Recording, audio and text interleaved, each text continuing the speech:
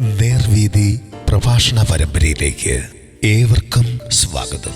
സുവിശേഷകൻ കുഞ്ഞുമോൻ തോട്ടപ്പള്ളി ഇപ്പോൾ നിങ്ങളുമായി ദൈവവചനം പങ്കുവയ്ക്കുന്നു.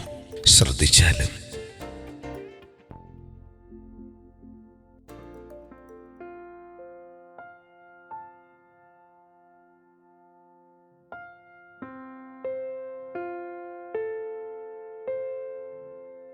ദേശം ഇരുളുന്നു. ദൈവനാമത്തിന് മഹത്വമുണ്ടാകട്ടെ. ലൂക്കോസിന്റെ സുവിശേഷം 23 അധ്യായത്തിന്റെ 44 മുതലുള്ള വാക്യങ്ങൾ ഞാൻ വായിക്കുന്നത് ശ്രദ്ധിച്ചാലും. ഏകദേശം 6 മണി നേരമായപ്പോൾ സൂര്യൻ ഇരുണ്ടുപോയിട്ട് 9 മണി വരെ ദേശത്തൊക്കെയും അന്ധകാരമുണ്ടായി. ദൈവമന്ദിരത്തിലെ തിരശീല നടുവേ ചീന്തിപ്പോയി. യേശു അത്യുച്ചത്തിൽ, പിതാവേ, ഞാൻ എൻ്റെ ആത്മാവിനെ തൃക്കൈയിൽ ഏൽപ്പിക്കുന്നു എന്ന് നിലവിളിച്ചു പറഞ്ഞു. ഇത് പറഞ്ഞിട്ട് പ്രാണനെ വിട്ടു.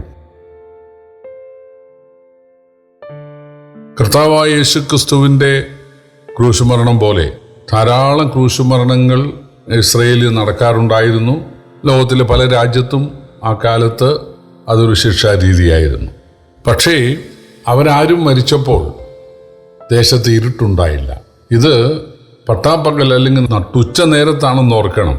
12 മണി മുതൽ 3 മണി വരെയുള്ള ആ സമയത്താണ് സൂര്യൻ ഇരുണ്ടുപോകാൻ ഇടയായത്. വാസ്തവത്തിൽ അത് ദൈവത്തിൻ്റെ ന്യായവിധി പണ്ട് മിസ്രൈമിൽ നടന്നതിനെ ഓർമ്മിപ്പിക്കുന്നതായിരുന്നു. മിസ്രൈമിൽ, അതായത് 9ാമത്തെ ബാധ, 3 ദിവസത്തെ കൂരിരുട്ടായിരുന്നു. സ്പർശിക്കത്തക്ക ഇരുട്ടാണെന്ന് എഴുതിയിരിക്കുന്നത്.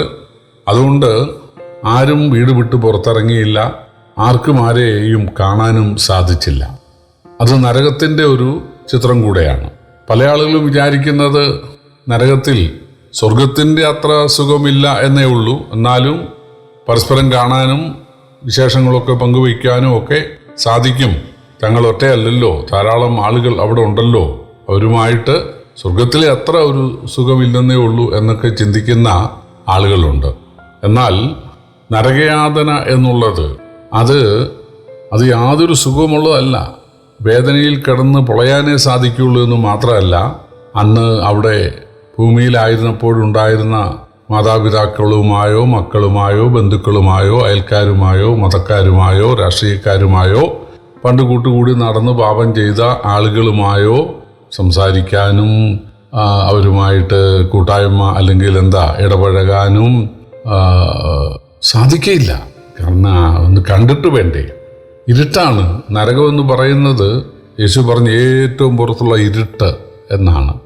ധാരാളം പഴയ നിയമത്തിലും പുതിയ നിയമത്തിലും ധാരാളം വാക്യങ്ങൾ നരകം അന്ധകാര സ്ഥലമാണ് എന്ന് ഉള്ളതിനുണ്ട്. അപ്പോൾ അവിടെ ആളുകളെ കാണാൻ സാധിക്കുകയില്ല, പക്ഷെ കേൾക്കാൻ സാധിക്കും. കാരണം വലിയ ഞരക്കവും പല്ലുകടിയും നിലവിളിയും അവിടെ ഉണ്ടാകും. നമ്മുടെ കർത്താവ് വാസ്തവത്തിൽ കുരിശിൽ നരകം അനുഭവിക്കുകയായിരുന്നു. യാതൊരു പോറലുപോലും കേൾക്കാൻ ആവശ്യമില്ലാത്ത, പാപം എന്തെന്നറിയാത്ത ദൈവത്തിൻ്റെ പരിശുദ്ധനായ പുത്രൻ തമ്പുരാനായ യേശു മനുഷ്യൻ്റെ നരകം മനുഷ്യന് പകരം അനുഭവിക്കുകയായിരുന്നു. നരകത്തിൽ ഏകാന്തതയാണ്, ഇരുട്ടാണ്, വേദനയാണ്, ദാഹമാണ്, നിലവിളിയാണ്. ഇതെല്ലാമാണ് യേശു കുരിശിൽ അനുഭവിക്കുവാൻ ഇടയായത്. നമ്മുടെ നരകം മാറണമെങ്കിൽ തീർച്ചയായിട്ടും യേശു അത് അനുഭവിക്കണമായിരുന്നു. ആദാമിനോട് ദൈവം പറഞ്ഞത്, ഈ പഴം തിന്നുന്ന നാളിൽ നീ മരിക്കുമെന്നാണ്. മരിക്കുമെന്ന് പറയുമ്പോൾ പലരുടെയും ധാരണ ശരീരത്തിൽ നിന്ന് ജീവൻ പോകും എന്നാണ്. അതുമാത്രമല്ല, മരണമെന്നുള്ളത് വേർപാടാണ്. ആദാമിനോട് പറഞ്ഞത് 3 വേർപാടിൻ്റെ കാര്യമാണ് എന്ന് തിരുവെഴുത്ത് പരിശോധിച്ചാൽ നമുക്ക് മനസ്സിലാക്കാനായിട്ട് സാധിക്കും. 1ാമത്തെ വേർപാട് ശരീരത്തിൽ നിന്ന് ജീവൻ പോകുന്നതല്ല. 1ാമത്തെ വേർപാട് ദൈവം വിട്ടുപോകുന്നതാണ്. ദൈവ തേജസ് നഷ്ടമാകുന്നതാണ്. ദൈവമില്ലാതെ ഏകനായി തീരുന്നതാണ് 1ാമത്തെ വേർപാട്. 2ാമത്തേത് ആണ് ശരീരത്തിൽ നിന്ന് ജീവൻ വേർപെടുന്നത്. തീരുന്നില്ല. വെളിപ്പാട് പുസ്തകത്തിൽ എഴുതിയിട്ടുണ്ട്, ഈ തീപ്പൊയ്ക്ക് 2ാമത്തെ മരണം. അപ്പോൾ നരകം എന്നുള്ളത് അത് ഒരു വേർപാടാണ്, സ്വർഗത്തിൽ നിന്നുള്ള വേർപാടാണ്. അപ്പോൾ 1ാമത്തേത് ദൈവത്തിൽ നിന്ന് വേർപെടുന്നു, 2ാമത്തേത് ശരീരത്തിൽ നിന്ന് ജീവൻ വേർപെടുന്നു, 3ാമത്തേത് സ്വർഗം വിട്ട് നരകത്തിൽ പോകുവാൻ ഇടയായിത്തീരുന്നു.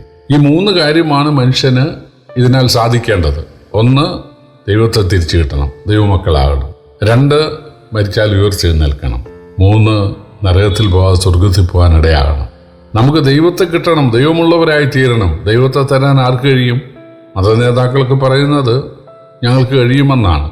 അതിനുള്ള പാട്ടും അതിനുള്ള പ്രാർത്ഥനയും അതിനുള്ള വഴിപാടുകളും ഒക്കെ ഞങ്ങളുടെ കയ്യിലുണ്ട്, അതിനുള്ള ഉപദേശങ്ങൾ ഞങ്ങൾക്കുണ്ട് എന്നാണ്.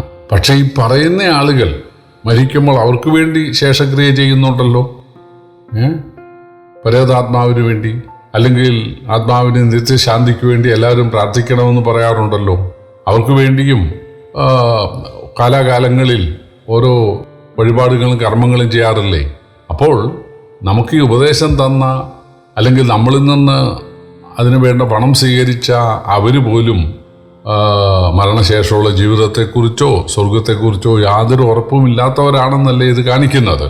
പ്രിയപ്പെട്ടവരെ, നമ്മളെ ദൈവമുള്ളവരാക്കി മാറ്റാൻ ദൈവത്തിന് മാത്രമേ കഴിയൂ. നമുക്ക് ദൈവത്തെ തരാൻ, നമ്മുടെ ഉള്ളിലേക്ക് സർവ്വവ്യാപിയായ ദൈവം നമ്മുടെ ഉള്ളിലേക്ക് വരണമെങ്കിൽ നമ്മുടെ ഉള്ളത്തെ ശുദ്ധീകരിക്കണം.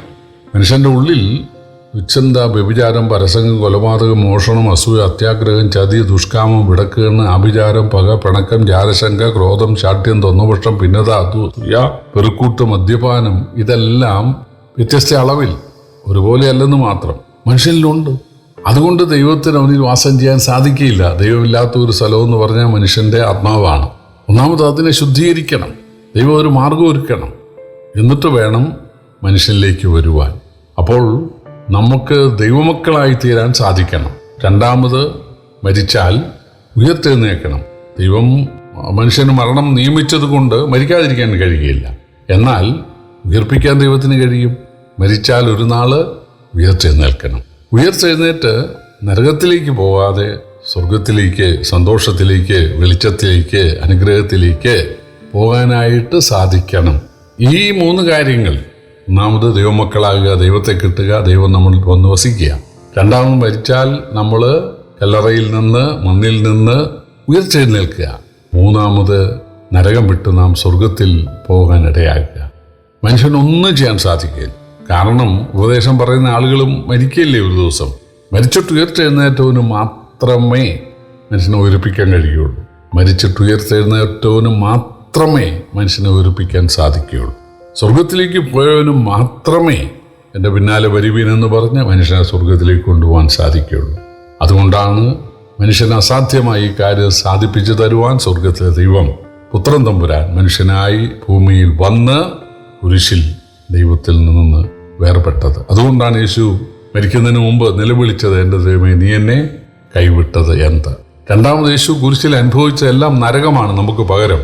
മൂന്നാമത്, യേശു തൻ്റെ ആത്മാവിനെ പിതാവിൻ്റെ കയ്യിൽ ഏൽപ്പിക്കുകയും 3-ാം ദിവസം ഉയർത്തെഴുന്നേൽക്കുകയും ചെയ്തു. ഈ യേശുക്രിസ്തുവിനെ രക്ഷകനായി, ഇടയനായി, വഴികാട്ടിയായി ആര് പൂർണ്ണഹൃദയത്തോടെ സ്വീകരിക്കുന്നുവോ അവർക്ക് ഒന്നാമത് ദൈവത്തെ കിട്ടുന്നു.